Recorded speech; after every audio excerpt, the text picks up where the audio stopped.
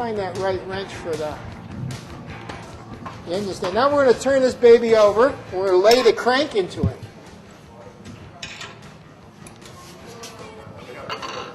Right, okay. So here we go. Now we're upside down. Now this engine, as we talked about before, has what they call piston jet or piston oilers. And you can see it now in here where they're going to attach. These holes right here. So we're going to get those out.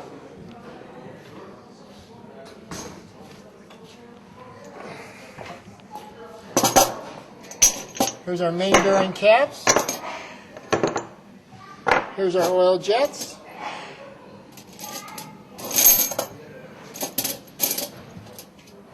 So we're going to have to put one of these in each place here. You can see they're pinned in. And they face to the bottom. Yeah, copper top and bottom. And they face the bottom of the piston. So what they're doing is actually squirting their oil on the dome of the piston to cool it off. Turbo engines use that. That's why this was a turbo engine at one time. So that's what it has. And these are the oil jets. So it's actually like a little nozzle, like a squirter. So these plug into that galley. I talked about that big galley that these engines have. So they are directly in the galley. Now they've got a spring and a ball in each one of them, so they don't just run out and relieve the galley. Now is this on both sides? Yep, just like that. Next one.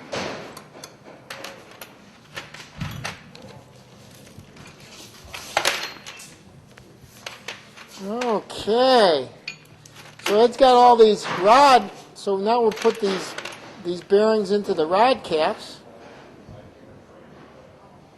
Oh, those are the mains. So these are our main bearings here. So I'm going to lay in the main bearings right now. Now when you lay in the main bearings, you can see there's an oil hole. So you got to make sure your oil hole lines up. Then you know you got the right bearings. And tang to tang, set them right into place. What do you mean tang? Look, you see how there's a keeper. It's a cut. So that's so the bearing doesn't spin on itself. So you got to make sure you got the tang and the tang. So this is a 5-bolt, a 5-main 4-cylinder engine. You got 1, 2, 3, 4, 5. On the fourth one is the thrust bearing. The thrust bearing is what controls the crankshaft back and forth. Okay? And you heard about the thrust bearing problem on the 99 cars from the factory. There was a lot of problems with that. I don't know, did anybody in here have problems with the thrust bearing yet on their cars? Nobody?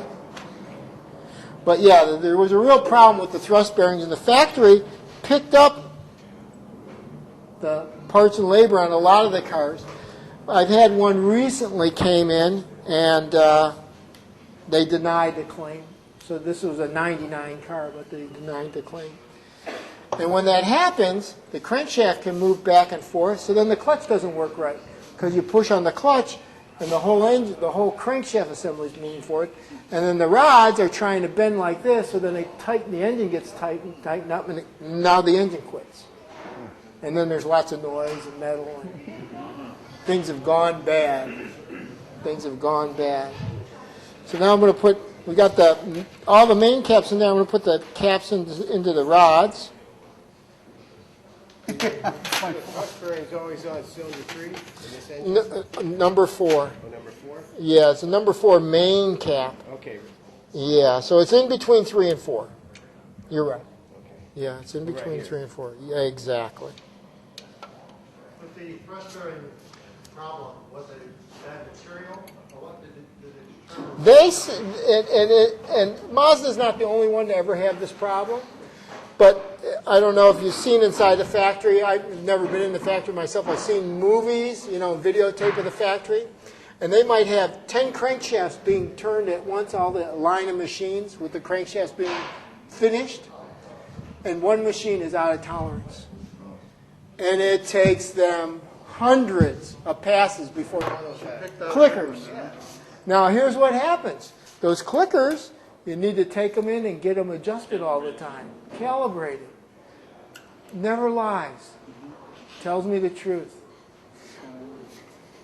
So first what I'm going to do, you work from, always you torque, most things you torque from the center out.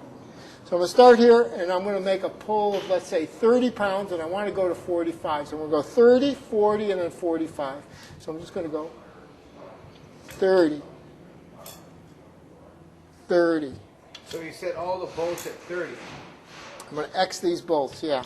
and then you go back. Tough. It's hard to break them loose. And once they break loose, then they're good. So tight, tight. Yeah, it's not bad. There it goes. So we're in good shape. Just turn it over. Now we're going to bring it around. I'm going to bring out number 1. There's got to be side play in each rod. You've got to be able to move them. Number 4. Right? Not for expansion. The oil is going to come into the rod, and when it does, it has to escape. So that clearance on the side clearance of the rod lets the oil get out of the rod. Or else it would be trapped there and then burn up. So you have to enter that side play. Side play. And then we have the crankshaft itself in play. I'm going to do here.